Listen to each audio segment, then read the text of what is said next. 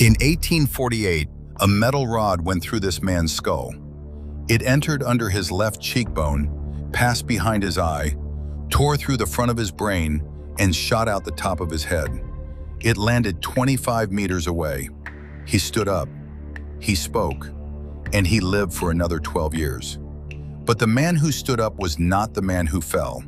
His name was Phineas Gage, 25 years old and good at his job. He led a railroad crew in Vermont, blasting rock to clear a path for the tracks. His employers called him the most capable foreman they had. The work had a routine: drill a hole in the rock, pour in gunpowder, add a fuse, cover it with sand, then press it down with a heavy iron rod. The sand was the important part. The sand kept the metal from touching the powder.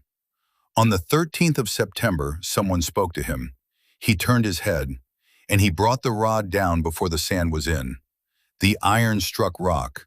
A spark caught the powder, and the rod, 1 meter long, 6 kilograms of solid metal, became a projectile fired directly into his face, in below the left cheekbone, behind the left eye, through the left frontal lobe, out through the top of his skull. He should have died instantly. He did not.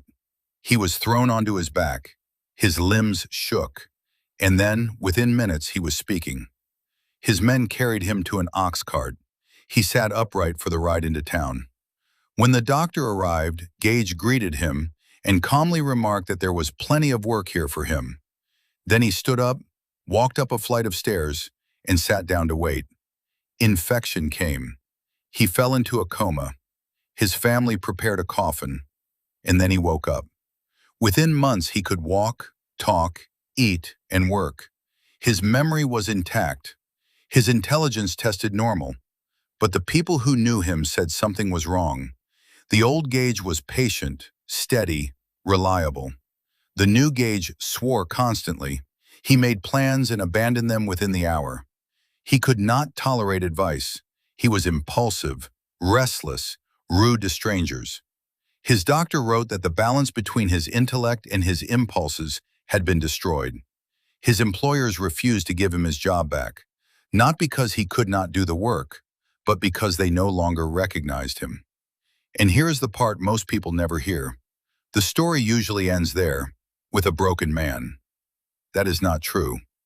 Gage went to Chile. He drove a horse-drawn coach on a long and difficult route for years, a job demanding planning, patience, and dealing with passengers every single day. His brain had not simply been damaged. It had rebuilt itself around the damage. He died in 1860, aged 36, from seizures caused by the old injury. His skull and the iron rod that went through it are still on display at Harvard today.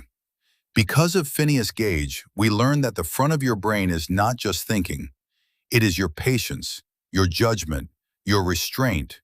It is the part that makes you who you are, and it can be removed. Follow. Your body is stranger than you think.